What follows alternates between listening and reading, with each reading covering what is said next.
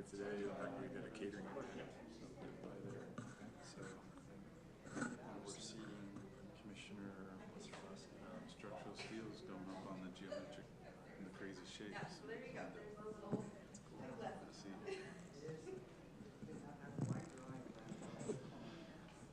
Welcome everybody to Planning Commission meeting. We're going to go ahead and get started. We'll begin with the Pledge of Allegiance. Would one of the commissioners like to lead us in the pledge?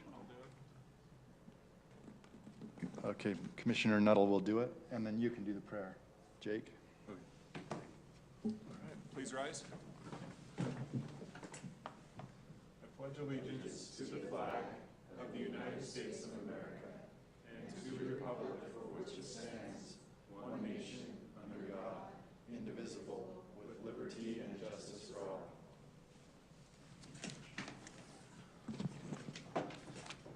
Our Father in heaven, we're grateful for this day. We're grateful for our many blessings and the freedoms we enjoy in this country, in this great city we get to live in. We're grateful for this opportunity we have to attend Planning Commission meeting tonight and for the items on the agenda. We ask Thee to bless and help us to understand the items on the agenda and go through that and continue to make this great city a great city. And we say these things and do so in the name of Thy Jesus Christ. Amen. Amen. Thank you. We're going to go ahead and seat Commissioner Bott. So she's our alternate, and we'll seat her today.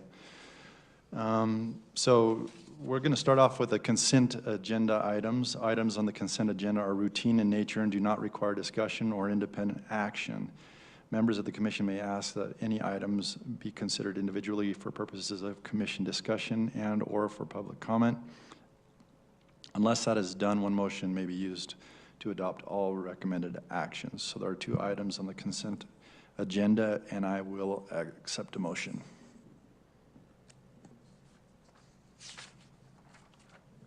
I'll motion that both items on the consent agenda will be accepted.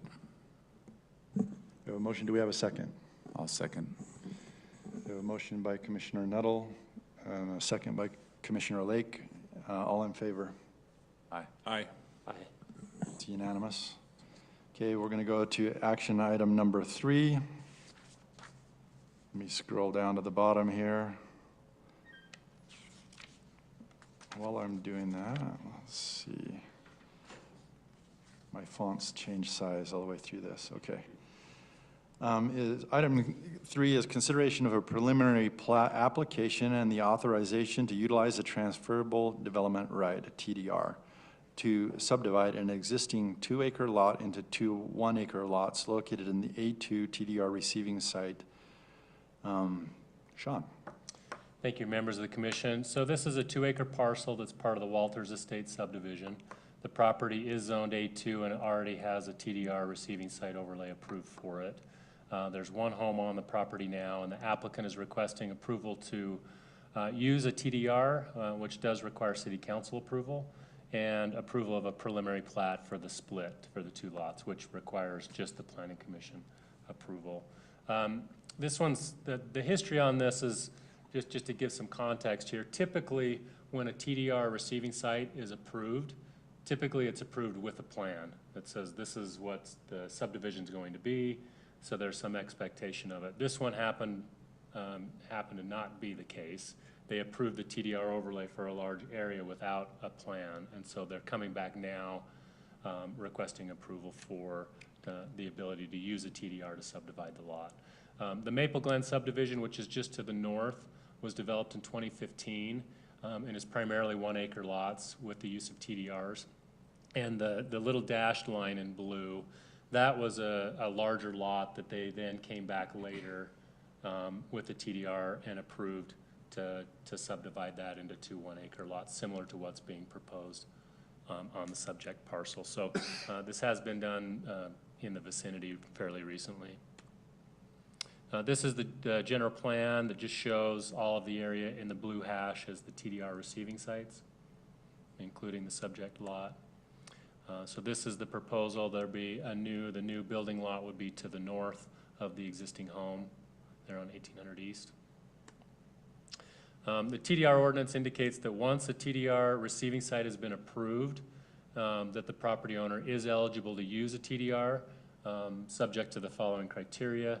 The staff report included a summary of this and a response, in response to the code citations. And in staff's view, it does comply with the TDR ordinance. And so our recommendation would be that the Planning Commission approve the preliminary plat contingent on the City Council authorizing the use of a TDR in this location. I'd be happy to answer any questions if there's any.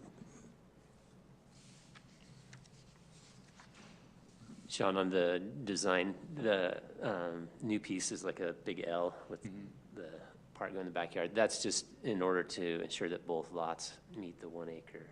Correct. The subdivision ordinance discourages elongations if they're basically unusable.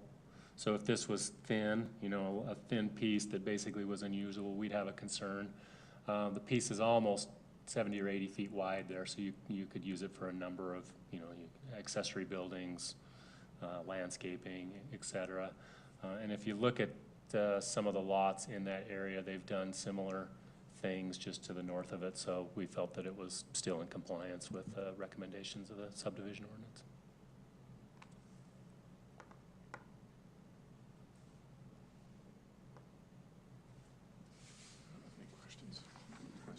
Questions? This is not a public hearing item, so I would accept a motion.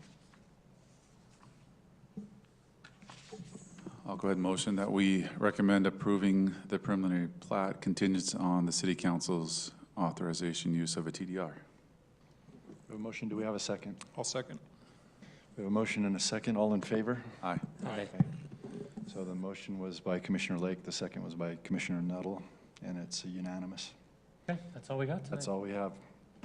Thanks, everyone, Thank you. Making a quick trip. and thanks for missing SpongeBob. That's right.